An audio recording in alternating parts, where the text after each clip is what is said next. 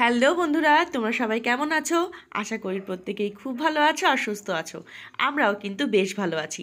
আজকে সকাল সকাল চলে আসলাম রান্নাঘরে। বিয়ের পর থেকে যবে থেকে সংসারের দায়িত্ব নেওয়া বা টুকটাক রান্নাবান্না করা শিখেছি, তবে থেকেই বুঝতে পেরেছি আর কি, অভিজ্ঞ মানুষের ছোঁয়াতে কখনো কখনো সাধারণ জিনিসটা হয়ে ওঠে অসাধারণ। তেমনই কিন্তু আজকে একটা সিম্পল রেসিপি তোমাদের সঙ্গে শেয়ার করতে চাই। আমি তো গ্রামের মেয়ে, তাই ছোটো থেকেই কিন্তু আমার শাক সবজি খুব পছন্দের। আর আমার মা কিন্তু খুব শাক রান্না করতে ভালোবাসতো, নানা রকম শাক রান্না করতো, এমনকি রোজ একটা কোনো না কোনো শাক আমাদের বাড়িতে হতোই হতো।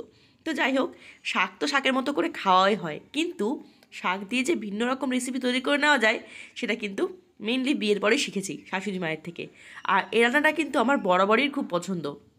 যখন মা প্রথমবার করে খাইয়েছিল, আমি তো রীতিমতো ফ্যান হয়ে গেছিলাম। তাই তোমাদের সঙ্গে আজকে রেসিপিটা শেয়ার করতে চাই। কিছুই না, নর্মাল যে রোজকার মুসুর ডাল রান্না করা হয় বাড়িতে, সেটাই করা হবে আজকে এই শাক দিয়ে, কিন্তু একটু অন্যরকম করে। একদম ঘন ঘন ডাল, যেটা কিন্তু রুটির সঙ্গেও খাওয়া যায়, আবার ভাত দিয়েও খাওয়া যায়। তো আজকে সেটাই করা হচ্ছে আমাদের ভাত দিয়ে খাওয়ার জন্য, দুপুরবেলার জন্য আর কি মেনলি। তো প্রথমে যেটা করা হলো, কড়াইতে দিয়ে দেওয়া হলো সর্ষের তেল। আর আমাদের বাড়িতে সব রান্না এখনও কিন্তু সর্ষের তেলেই হয়, রিফাইন তেলের রান্নাবান্না কেউ খেতে পারে না। তাই তার সঙ্গে দিয়ে দেওয়া হলো একটুখানি সামান্য জিরে আর দুটো শুকনো লঙ্কা। তারপরে দিয়ে দেওয়া হলো একদম কচি কচি লাউয়ের ডগা। আর এই রান্না করার ক্ষেত্রে কিন্তু অবশ্যই লাগবে একদম নরম শাক বা একদম কচি শাকের ডগা। মানে বতি শাক বা একটু পাকা শাক হলে কিন্তু এই রান্নাটা একদমই টেস্টফুল লাগবে না। আর আমার মনে হয় লাউ শাকের নিজস্ব একটা স্বাদ থাকে, খুব টেস্টি একটা সুন্দর ফ্লেভারও থাকে। আর এই শাকটা যখন ডালের সঙ্গে মেশে তার যে একত্রে স্বাদ হয়, সেটা একদম অপূর্ব। তো দেখতেই পেলে যেটা করা হলো, সামান্য পরিমাণ নুন, মানে স্বাদ মতো আর কি, আর সামান্য পরিমাণ হলুদ দিয়ে শাকটাকে মিডিয়াম আঁচে রেখে একটু সাঁতলে দেওয়া হচ্ছে। আর যেহেতু শাকটা একদম কচি, একদম মানে ভর করে জল বেরিয়ে গেছে, একটু জল কোনো দেওয়ার প্রয়োজন নেই, প্রচুর বেরিয়েছে। তো যাই হোক, একটু ঢাকা দিয়ে দেওয়া হলো। আর ঢাকা যখন খুললাম, দেখো অবস্থা, শাকের পুরো কালারই চেঞ্জ, আর প্রচুর প্রচুর জল বেরিয়েছে। আমি আগেই বললাম শাকটা একদম নরম শাক ছিল। তো এখন যেটা করা হবে, আগে থেকে সিদ্ধ করে নেওয়া ঘন ঘন মুসুর ডাল দিয়ে দেওয়া হলো। আর ঘন কেন বললাম, কারণ যেটুকু সিদ্ধ করতে লাগে সেটুকুই জল দেওয়া হচ্ছিলো, এক্সট্রা কিন্তু কোনো জল এর মধ্যে অ্যাড করা হয়নি। এবং যেটুকু জল রয়েছে, এটাও কিন্তু শুকিয়ে নেওয়া হবে জাল দিয়ে আস্তে আস্তে। আর যখন ডালটা ফুটতে শুরু করেছিল, আমি স্কিপ করে গেলাম, দেখাতে পারলাম না আর কি, দেওয়া হয়েছিল সামান্য একটু ঘরোয়া মশলা, যেটা হচ্ছে সামান্য জিরের গুঁড়ো আর সামান্য একটুখানি ধনে গুঁড়ো, শুধুমাত্র ফ্লেভারটার জন্যে বা স্মেলের জন্যেই।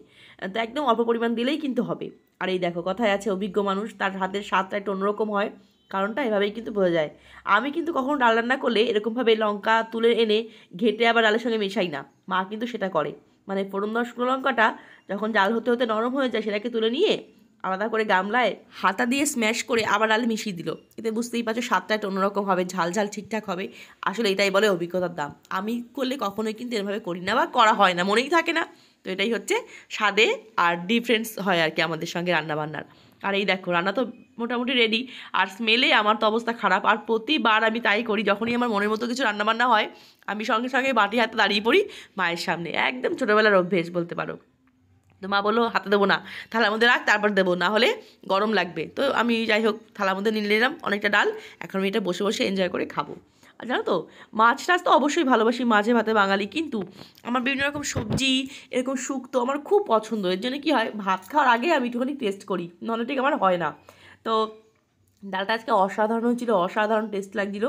আমি তো একটা বাটি প্রায় শেষ করেছি, আবার খাওয়ার সময় খাবো। আর তোমাদের কেমন লাগলো এই সিম্পল ডালের রেসিপি, সেটা কিন্তু অবশ্যই কমেন্ট করে জানিও।